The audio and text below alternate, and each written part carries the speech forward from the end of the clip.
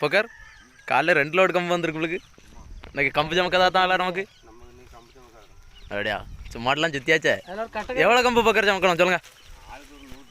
100 சமந்துட்டு lady Nehru என்ன function வீடா? அப்போ இடம்னு கிடைக்குமே.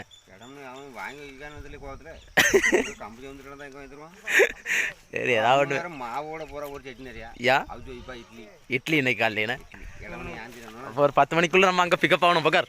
ஆமாம் சரச்சரன்னு சமக்கம் 10 மணிக்கு ஓவரியில் போய் சந்திக்கும். தூக்கியாச்சுண்ணா முத போனி கேப்டன் தான் தூக்குதாரு. ஏதான் நீங்கள் பார்த்துனுங்க முதுகுலே போட்டுறாம லேசா